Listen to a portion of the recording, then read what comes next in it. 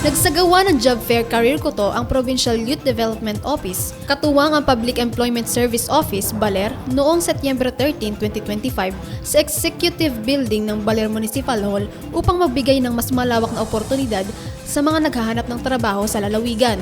Sa kanyang pagbubukas ng pananalita, nagbigay ng inspirasyon at pag-asa si Peso Baler Manager Marie Chris D. Sison sa mga aplikanteng dumalo, na kanyang hinikayat na huwag mawalan ng lakas ng loob sa pag-abot ng kanilang mga pangarap na trabaho.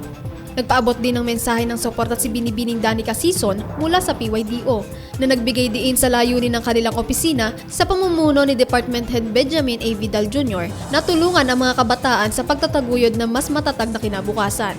Aniya, ang job fair ay nagsilbing tulay tungo sa mas maliwanag na kinabukasan ng bawat job seeker.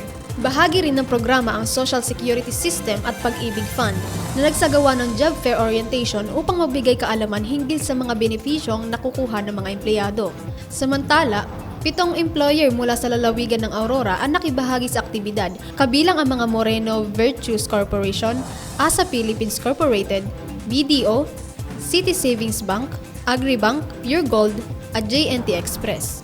Bilang pagtatapos, nagbigay ng mensahe si SK Provincial Federation President Lloyd Elsen de los Reyes na nagpapasalamat sa lahat ng lumahok at nagpahayag ng pagkakaisa para sa pagpapaigting ng mga programang makakatulong sa mga kabataan at sa buong komunidad.